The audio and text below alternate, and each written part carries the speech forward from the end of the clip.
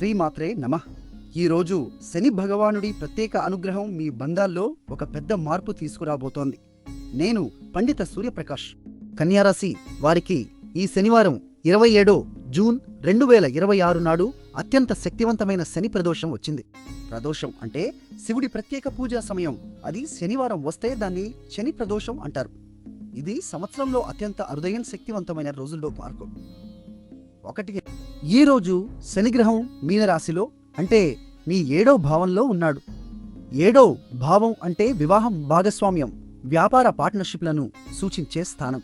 ఈ శని ప్రదోషం నాడు శివుడిని పూజిస్తే మీ బంధాల్లో ఉన్న అడ్డంకులు తొలగిపోతాయి. కానీ జాగ్రత్త కూడా అవసరం. శని 7వ భావంలో ఉన్నందున భాగస్వామితో చిన్న వాదనలు రావచ్చు. ఓర్పు చాలా ముఖ్యం. ఈరోజు చంద్రుడు అనురాధ నక్షత్రంలో ఉన్నాడు. ఇది మిత్రత్వానికి, భక్తికి ప్రసిద్ధి చెందిన నక్షత్రం.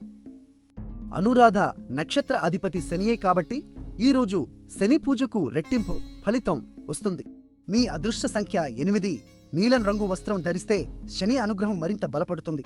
సూర్యోదయం ఉదయం 5:50 సూర్యాస్తమయం సాయంత్రం 6:45. ఈరోజు అభిజిత్ ముహూర్తం అంటే అత్యంత శుభ సమయం మధ్యాహ్నం 11:52 నుండి 12:43 వరకు ఉంటుంది. రాహుకాలం అంటే అశుభ సమయం ఉదయం 9:04 నుండి 10:41 వరకు ఉంటుంది.